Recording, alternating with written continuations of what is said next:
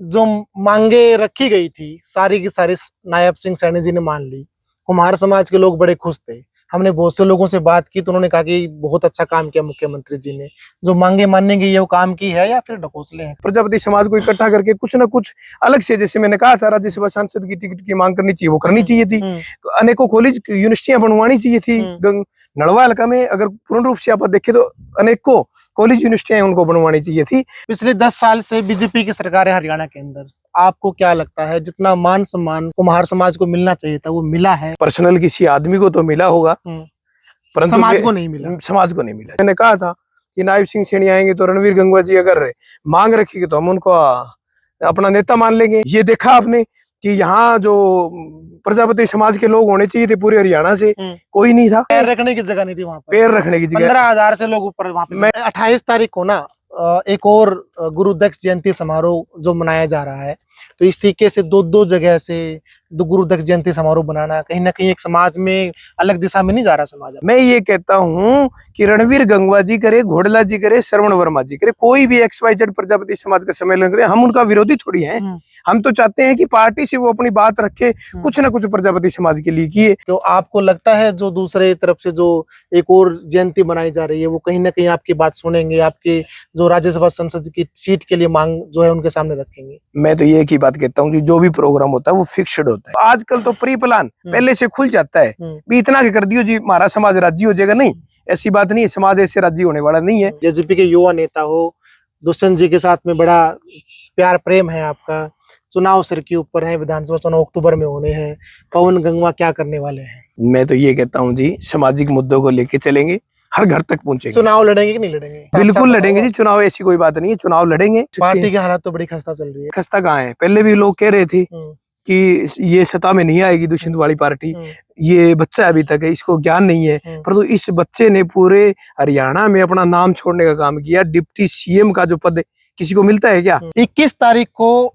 OBC सम्मेलन हुआ, गुरु दक्ष जयंती समारोह मनाया गया। नायब सिंह सैनी खुद वहां पर पहुंचे थे। काफी कुछ मांगे कुम्हार समाज की उन्होंने मांगी। उसके तुरंत बाद भूपेंद्र सिंह हुड्डा की तरफ से, कांग्रेस पार्टी की तरफ से एक और गुरु दक्ष जयंती समारोह होने वाला है 28 तारीख को। और बड़े जोरों शोरों से आवाज उठ रही है कि आखिर कुम्हार समाज के लिए सम्मेलन किए जा रहे हैं, गुरु दक्ष जयंती समारोह बनाई जा रही है। ये सरकारें, ये विपक्ष, ये कांग्रेस, बीजेपी आखिर कुम्हार समाज को देने क्या वाली है? एक मांग और उठ रही है कि भाई अभी अभी हरियाणा के अंदर राज्यसभा की एक सीट खाली हुई है और कुम्हार समाज की उसके ऊपर नजरें टिकी हुई है। कई प्रेस कॉन्फ्रेंस भी उसके ऊपर हो चुकी है और कई बड़े नेता भी उसके बारे में बात कर चुके हैं। और इसी दौरान हमारे साथ जुड़े हुए हैं पवन प्रधान गंगवा, जेजेपी के युवा नेता है। इन्होंने अभी थोड़े दिन पहले एक प्रेस कॉन्फ्रेंस भी की थी जिसमें इन्होंने वो मुद्दा भी उठाया था कि भाई कुम्हार समाज के किसी योग्य उम्मीदवार को जो है राज्यसभा में भेजा जाए, उनको उस दावेदारी के ऊपर पुख्ता तौर पर रखा जाए।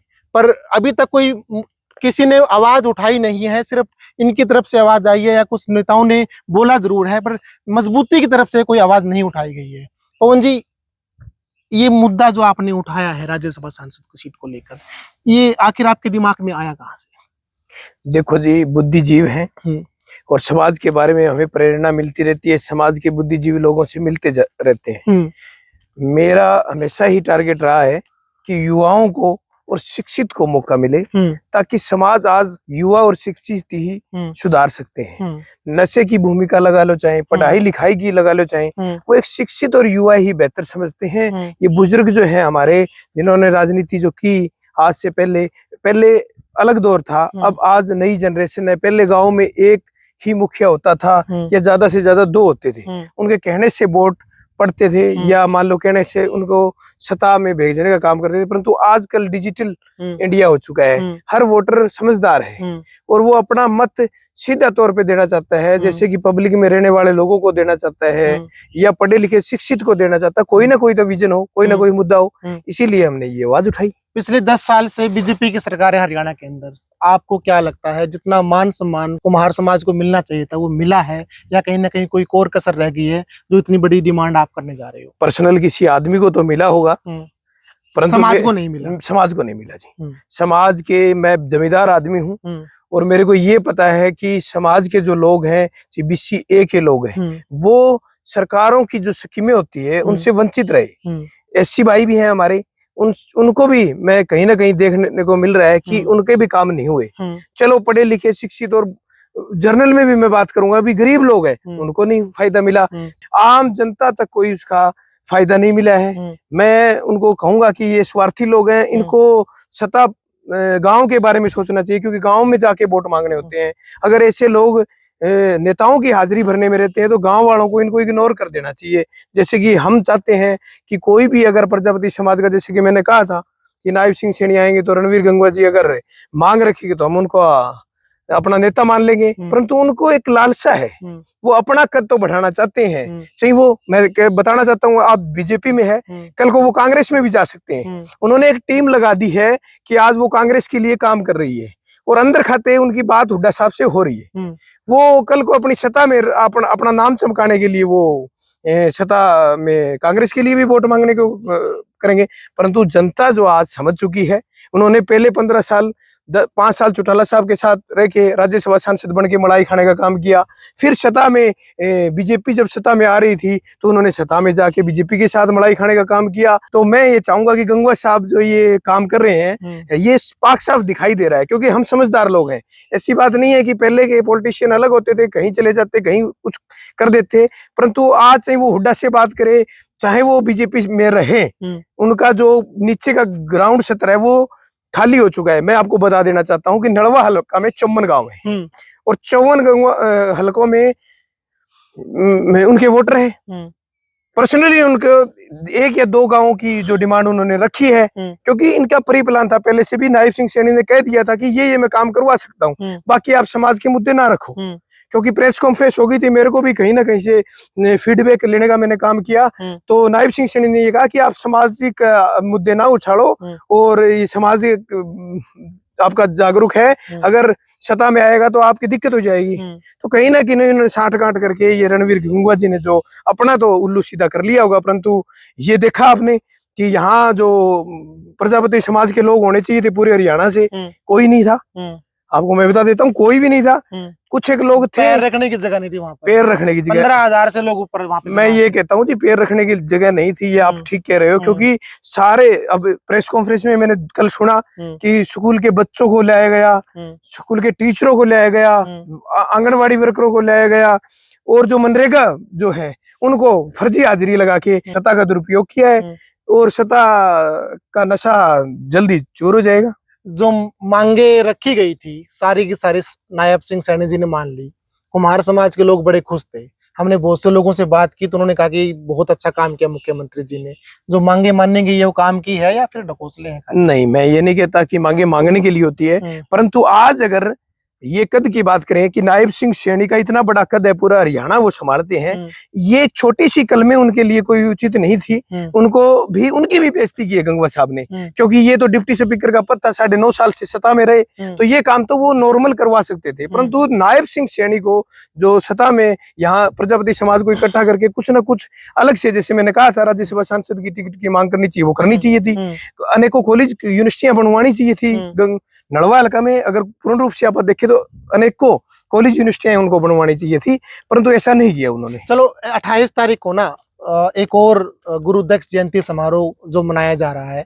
पहले जो उसका नेतृत्व रामनिवास घोड़ला जी के पास जाना था, वो कहीं ना कहीं कुछ बात हुई ऐसी कि वो सरक कर शरण कुमार वर्मा जी के पास चला गया। तो इस तरीके से दो जगह से गुरु दक्ष जयंती समारोह बनाना कहीं ना कहीं एक समाज में अलग दिशा में नहीं जा रहा समाज अपना? आपको क्या लगता है? मैं ये कहता हूँ जी, ठीक है, वो अपने लेवल पे बना रहे हैं, रणवीर गंगवा जी ने अपने लेवल पे बनाया था। हमें उनसे, मैंने पहले भी कहा कि ये राजनीतिक मंच हो जाएगा और राजनीतिक बात हो जाएगी। मैं ये कहता हूं कि रणवीर गंगवा जी करे, घोड़ला जी करे, श्रवण वर्मा जी करे, कोई भी XYZ प्रजापति समाज का सम्मेलन करे, हम उनका विरोधी थोड़ी हैं। हम तो चाहते हैं कि पार्टी से वो अपनी बात रखे, कुछ ना कुछ प्रजापति समाज के लिए किए। क्योंकि पूरे हरियाणा से मेरे पास फोन आए, उत्तराखंड, राजस्थान, कई स्टेटों से मेरे पास फोन आए। उन्होंने ये कहा कि आपकी पाबंदी मांग है और ये गंगवा साहब अगर अपनी राजनीतिक साख बचाना चाहते हैं या प्रजापति समाज के साथ अटैच होना चाहते हैं तो ये जरूर रखेंगे। अगर ये बेवकूफ हुए और इनको समझ नहीं हुई राजनीतिक पॉलिटिकल ग्राउंड की, तो ये कुछ ना कुछ छोटे मोटे मुद्दों पर रेक रिजल्ट जाएंगे। चलो, उन्होंने मांग नहीं रखी, अब हुड्डा साहब भी आ रहे हैं 28 तारीख को, क्यों आपको लगता है जो दूसरे तरफ से जो एक और जयंती बनाई जा रही है वो कहीं ना कहीं आपकी बात सुनेंगे, आपके जो राज्यसभा संसद की सीट के लिए मांग जो है उनके सामने रखेंगे? मैं तो ये एक ही बात कहता हूँ कि जो भी प्रोग्राम होता है वो फिक्स्ड होता है।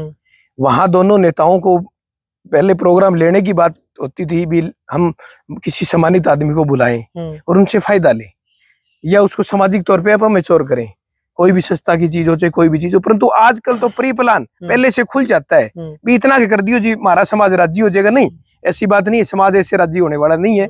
बैकवर्ड बीसी समाज इतना जागरूक समाज है कि वो अपनी आवाज खुद उठाना जानता है। आज से पहले रणवीर गंगवा के सामने कोई बोलना पसंद नहीं करता था, हमको भी डर लगता था। कहने का मतलब भी कहीं समाज में ये ना हो जाए कि आप समाज विरोधी है। वैसे पर्सनली डर नहीं लगता हमें, क्योंकि चाहे किसी तौर पे हम रणवीर गंगवा जैसे कमजोर नहीं है, सामाजिक तौर पे भी हर चीज से मजबूत है, ऐसी बात नहीं है। परंतु कहीं ना कहीं हमें डर लगता था कि समाज के लोग कहीं ना कहीं अपने को इसमें नेगेटिविटी ना आ जाए। तो हमने अच्छा मुद्दा रखा और समाज के ही एक बंदे, मैंने अगर मैं खुद के लिए रखता या किसी पर्सनल और व्यक्ति के लिए, अशिक्षित आदमी के लिए रखता तो शायद उनको ये लगता कि ये तो परिभलान है। परंतु मैंने तो खुले मन से कह दिया, गांव कुलाना से है, घोड़ला साहब के घर से है और रणवीर गंगवा को उनको उनकी मांग रखनी चाहिए थी। पढ़े लिखे शिक्षित है, तो कहीं ना कहीं शिक्षित अगर समाज में आएंगे तो अनेकों कॉलेज यूनिवर्सिटियां बनेगी, हर समाज को फायदा मिलेगा। चलो, राज्यसभा सीट की बात होगी, बीजेपी की बात होगी, कांग्रेस की बात होगी, गुरुदत्त जयंती की बात होगी। अब बात कर लेते हैं जेजेपी की। जेजेपी के युवा नेता हो, दुष्यंत जी के साथ में बड़ा प्यार प्रेम है आपका, चुनाव सिर के ऊपर है, विधानसभा चुनाव अक्टूबर में होने हैं, पवन गंगवा क्या करने वाले हैं? मैं तो ये कहता हूँ जी, सामाजिक मुद्दों को लेके चलेंगे, हर घर तक पहुंचेंगे। चुनाव लड़ेंगे कि नहीं लड़ेंगे? चुनाव देखो जी, मर्जी होती है पार्टी की। अगर मेरे से भी क्या पता ज्यादा मेहनती और अच्छा उम्मीदवार अगर आएगा तो दुष्यंत जी उस पे दाव भी खेल सकते हैं। पार्टी की हालत तो बड़ी खस्ता चल रही है। कोई बात नहीं जी, खस्ता कहाँ है। पहले भी लोग कह रहे थे कि ये सत्ता में नहीं आएगी दुष्यंत वाली पार्टी, ये बच्चा अभी तक है, इसको ज्ञान नहीं है। परंतु इस बच्चे ने पूरे हरियाणा में अपना नाम छोड़ने का काम किया। डिप्टी सीएम का जो पद किसी को मिलता है क्या? इतनी आसानी से नहीं मिलने वाला होता ये पद। लोगों में पब्लिक की भावनाएं थी, दुष्यंत दुष्यंत कर रहे थे लोग, आज भी दुष्यंत दुष्यंत कर रहे हैं। तो टिकट मिलेगी तो चुनाव लड़ेंगे नहीं लड़ेंगे? बिल्कुल लड़ेंगे जी चुनाव, ऐसी कोई बात नहीं है। चुनाव लड़ेंगे, अच्छी मजबूती के साथ लड़ेंगे, हर घर तक जाते रहे हैं, हर घर तक जाते रहेंगे, पहले भी लड़े हैं चुनाव। समय समीकरण और आंकड़े क्या बोलते हैं? इस बार जिस तरीके से पूरे लोकसभा के अंदर 20,000 वोट आए थे आपके नैना चौटाला जी को, अब क्या लगता है विधानसभा में कुछ ग्राफ उठेगा या फिर डाउन जाएगा? मैं आपको एक बात कह देता हूँ जी, ये जो सत्ता पक्ष और विपक्ष के लोग हैं ना, ये गुमराह करके, हम तो पाक साफ आदमी हैं। हाँ। दुष्यंत जी भी पाक साफ राजनीति करते हैं।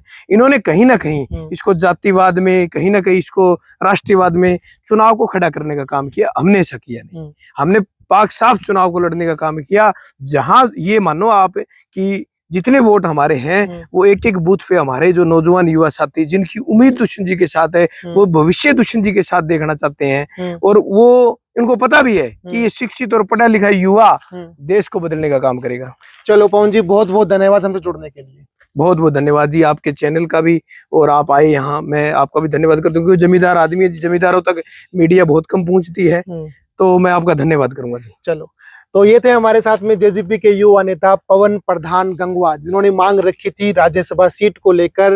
गंगवा साहब ने गुरुदत्त जयंती समारोह करवाया, सीएम सैनी साहब आए, उनके सामने मांग नहीं रखी गई। 28 तारीख को हुड्डा साहब पहुंचने वाले हैं अपने दल और बल के साथ में। अब देखने वाली बात ये होगी कि कुम्हार समाज के लिए राज्यसभा सीट की बात वो अपने मंच पर रखेंगे या नहीं। अगर मांग रखी गई तो क्या पूरा करने के लिए कोई मेहनत करेंगे या नहीं। 28 तारीख तक जुड़े रहें सिटी न्यूज के साथ। नमस्कार, धन्यवाद।